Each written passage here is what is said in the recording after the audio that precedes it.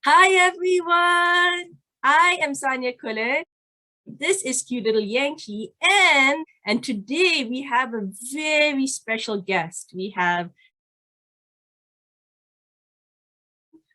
Dr. Melissa J with us today. Oh, that's a nice rhyme. Woo. So she is a newly minted Ph.D. in Biostatistics. A round of applause again for Yangqi, and going to be an incoming assistant professor in biostatistics as well. So Dr. Melissa J and I have been really good friends since the Summer Institute in Biostatistics many years ago at the University of Iowa College of Public Health, which was instrumental in motivating both of us to pursue research in these fields.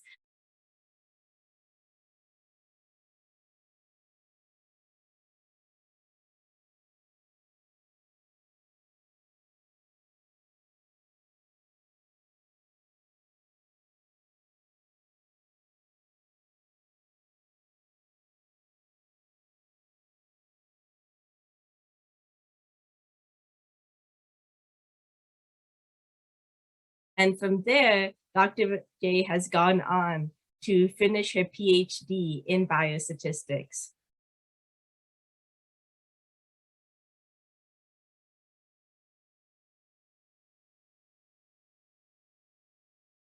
So Dr. Melissa J today is going to be talking to us about Bayesian disease mapping and age-adjusted rates, which are so important to the field of public health. So thank you so much, Melissa, for coming out to talk to us today. Yeah, thank you so much for inviting me, Saniya. I'm so glad to be here, and of course, so glad that we've stayed in touch over all these years since ICIB.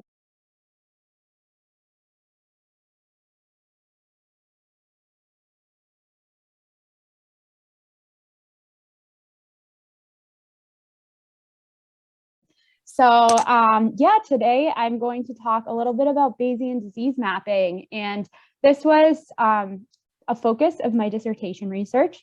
So broadly, my dissertation research, we're interested in developing an improved statistical method for modeling age-adjusted rates that could then be mapped to understand how disease varies across geography, specifically in the setting of having data sets with lots of zeros. So we developed an improved model in these settings, and it especially holds well for areas that have a lot of rural zip codes with lots of zeros and small population sizes. And I've also looked at Bayesian disease mapping and sort of mediation analyses in this context. So I'm very excited about the topic and appreciate once again, Saniya, for inviting me to share with you all.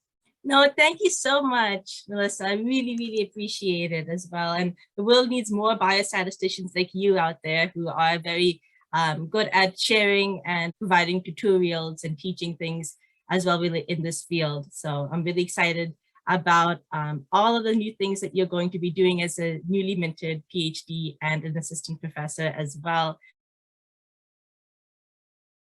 So you can follow Dr. J on Twitter. She posts a lot about some of the work that she's doing related to Bayesian statistics and disease mapping, as well as some helpful tutorials as well. And some interesting places to hike, I'm sure. Yeah, I'm always looking for a good place to hike. Oh. Behind me in the Badlands, that is one of my favorite parks that I visited. Oh, wow. So how often have you visited there? I have only gone once to the Badlands, but it just remains one of my favorite places. I like to go to all different parks and hike in different places. So yeah, it's really, really beautiful there. Oh yeah, just a fun fact, Dr. J is quite an adventure lover, you know, loves hiking, climbing, while I'm more of a laid back beach going person as well. No, I really appreciate it. So without further ado, I'm going to let my good friend, Dr. J, talk to you about Bayesian disease mapping. Don't forget to like, subscribe, and share, and reach out to Dr. Melissa J as well. Follow her on Twitter for more updates on the amazing work that she's doing, and stay posted because she's now going to be taking the biostatistics world by storm. Touch wood. Thank you so much, Saniya. Thank you, guys. Thank you, Dr. J, for joining us today. Oh, that Thank kind you of for rhymes. having me. Hello. Thank you so much to Saniya for inviting me to talk a little bit about disease mapping, which is an area of interest in my research. So today I will share a little bit about Bayesian disease mapping, how you create maps like this map right here, and why it's important to use models in order to estimate your measures of disease risk when you're working with data from small areas.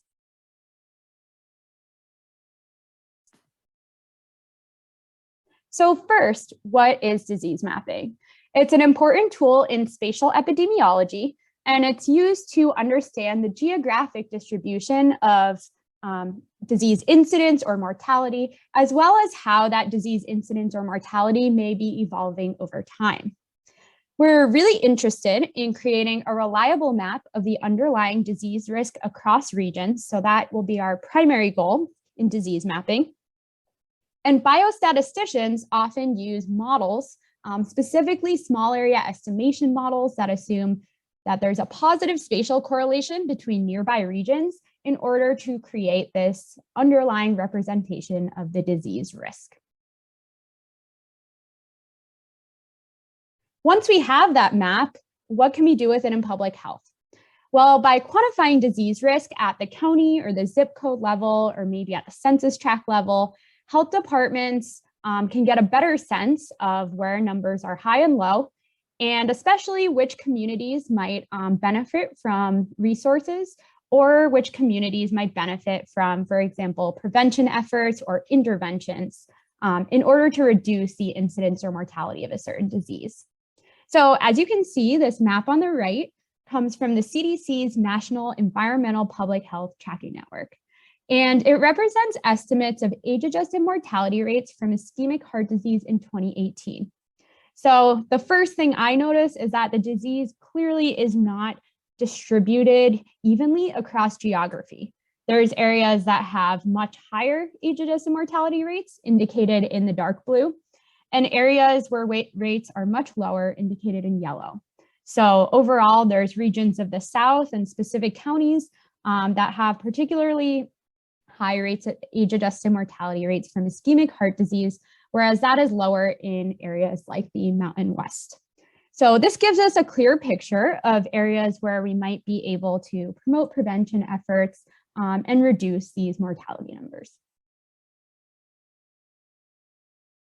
And I just mentioned age-adjusted rates, but I would like to clarify, what are they? How do you calculate them?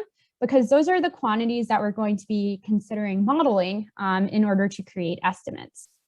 So to start, I need to talk a little bit about crude rates, because they're the building blocks for age-adjusted rates. A crude rate is defined as the number of new cases, if we're looking at, say, a crude incidence rate, divided by the population size in that region, and then multiplied by 100,000 people. As you might imagine, crude rates can be really dependent on the underlying age distribution. So for example, if we are looking at Alzheimer's incidence rates, we would naturally expect those rates to be higher in areas where there tend to be older populations, whereas areas with populations that are skewed towards younger age groups are naturally going to have lower crude rates for Alzheimer's incidence. So it's not always a fair apples to apples comparison if you're comparing the incidence or mortality rates from different diseases that are strongly influenced by age group. And for this reason, public health professionals often use age-adjusted rates in order to make comparisons between communities or small areas. So as you can see here, the age-adjusted rate is going to be a weighted average of the age group specific crude rates. So you compute the crude rates for each age group, you break up your data into a bunch of different age bins, compute the crude rate in each, and then take a weighted average where the weights reflect the proportion of individuals in that age group in some selected standard population. So for example, if you are looking at computing rates in counties in the United States, you might use the 2010 US standard population. Now, I talked about age-adjusted rates and how we can compute them, But the question is, why should we model these rates? Why can't we simply calculate raw rates from the data and then map them in order to draw inferences? Well, for low prevalence diseases and in regions with small population sizes, computing these rates directly from the raw data can result in rates that are highly variable. And then if you map these rates, researchers may identify spurious patterns that are simply due to that variability or the noise in the data and not actually due to true signal. So just as an example of this, let's say that a region has a population size of 1,000 people, whether that region is a zip code or maybe a county. And we want to first compute the crude rates. So if the crude rate were computed in a situation where there were 0 new cases of a certain disease, the crude rate would be calculated as 0 divided by the population size of 1,000 and then multiplied by 100,000 people. And as you can see, that gives us a rate of 0 per 100,000. Now say the next year there was 1 new case of that disease. We take 1 divided by the population size, multiply by 100,000 people, and our rate goes all the way up to 100 per 100,000. And if there were 2 cases, that rate goes all the way up to 200. So as you can see, it's just simply an increase of 1 person who now has that new disease, but the rates are changing pretty drastically. And in order to reduce the variability here, especially due to these small denominator sizes, we want to use a model that will allow us to get rates with increased precision. So I'm going to now share one Bayesian hierarchical model that can be used for disease mapping and specifically to obtain age-adjusted rates. You can see here that I am first needing to collect data on the number of new cases in region I and age group J. So that's going to be Yij. We also need to have all of the population sizes in each region by age group strata available, and those are going to be denoted as Nij.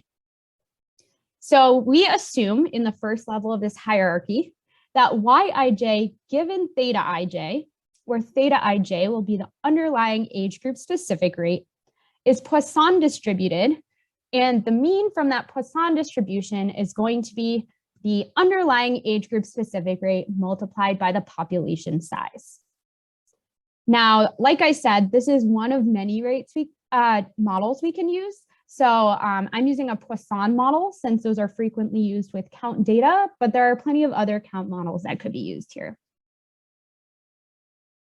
After we specify that first level of the model, we're then going to assign a linear predictor. So log of theta ij, that age group specific rate, can be modeled the following way. And like I said, you can use other forms of the model, but here we are going to assume that the risk varies by age group. So we'll have an age group specific intercept in this model for each age group. We then can incorporate any region level covariates and their corresponding effects. So for example, if we think, say, a disease varies by rural urban status of a county or the socioeconomic status, some sort of measure of that of a county, then we can incorporate those covariates here. We then have UI, which is going to be a spatial random effect, and I'll go into more detail about how that works in a second. And then Vij is going to be a random effect that accounts for over-dispersion in our model. Going back to that spatial random effect, we are going to use something called the intrinsic conditional autoregressive prior, or the ICAR prior. And this is very frequently used in disease mapping and has a really nice interpretation. So we apply this prior distribution to the spatial random effects. And this prior is going to be what assumes that there's a positive spatial correlation between the age-adjusted rates in nearby regions. So specifically, this prior states that UI, the spatial random effect for region I, given all of the other spatial random effects for the other regions, is going to be normally distributed where it's centered at the average of the spatial random effects of all of its neighbors. And then HI will be the number of regions that neighbor has. And tau U will be an overall global precision term. So with more neighbors, we gain additional precision. And as you can see, if there are age-adjusted rates that are really high, this term is going to pull them towards the average of neighbors. Or if they're really low, this term is going to pull that rate up to be closer to its neighbors. And after you've specified this model, we now need to figure out how are we going to estimate age-adjusted rates. So I didn't provide details, but of course, the Bayesian version of models, you need to specify a prior distribution on each parameter. So you'll come up with prior distributions to specify. You'll then fit your model using a Bayesian software. So there's a bunch of different software packages you could use. Some common ones are OpenBugs, JAGS, INLA, or Nimble. Once your model is fit, you will draw posterior samples of each age group specific rate, theta ij, and then you'll obtain posterior samples of the age-adjusted rates via the following weighted average below. So recall that those W's are going to correspond to the proportion of individuals in some standard population of your choosing. Theta ij is that underlying age group specific rate, and then we're multiplying by 100,000 people. So that will give us a whole distribution for each age-adjusted rate for each region. Then from that posterior distribution, we can obtain estimates of quantities of interest. So first we'll want a point estimate, and this point estimate will be what we use to create our disease map. The point estimate can simply be the mean of the samples, so an estimate of the posterior mean. And then the interval estimate can be a 95% credible interval. There's a few different ways to compute these, but an easy one is to calculate the 2.5th and 97.5th percentiles of the samples for each age-adjusted rate. And that will give you an interval for each age-adjusted rate in your data set. And the most fun part, in my opinion, is finally to map your estimates and to sort of draw inferences from what you see. I love this because I'm a very visual person, so making the maps is a very fun part of disease mapping. So on the right-hand side, you can see that this represents maps of age-adjusted liver cancer mortality rates using two different models. This is recent work that I did where I was comparing two different models, a Poisson model, which is quite similar to what I've presented here, and then a hurdle model, which is accounting for excess zeros in your data set. So as you can see, these maps show how disease has sort of evolved over time from 2000 to 2017. And it also shows which regions have the highest age-adjusted liver cancer mortality rates. And once again, we can see that this is not randomly distributed across space. There's clear areas where rates are higher. So I have provided the source here for this figure. And finally, I wanted to share a variety of resources if you'd like to get started with Bayesian disease mapping. So here are three different books. The first two books here that I've listed do have free versions available online. They focus on using disease mapping, but with the INLA software. And then the third book is a great book on Bayesian disease mapping as well. And that sort of introduces a version of the model that I've introduced and then goes into a lot more detail about different things you can do with disease mapping. Finally, if you're interested in disease mapping, I like to tweet about it. So follow me on Twitter, and I would love to have conversations with you about disease mapping. My handle is Melissa J. Thanks again, Saniya, for inviting me to talk about disease mapping on your YouTube channel.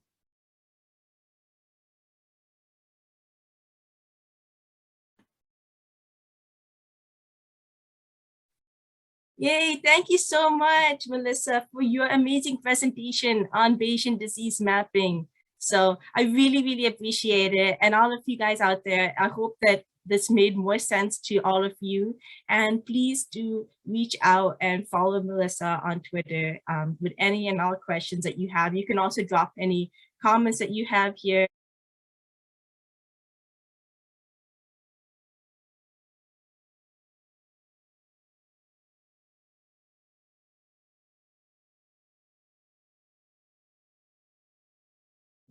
Dr. J and I will be coming out hopefully in the future with some additional videos about the whole PhD process down the line.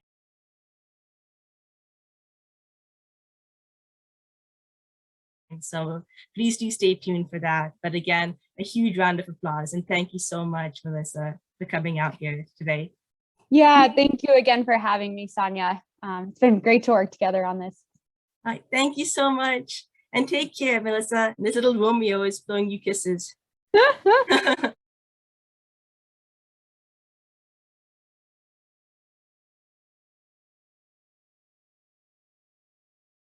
So this is a cute little Yangqi waving at Melissa, Dr. Melissa.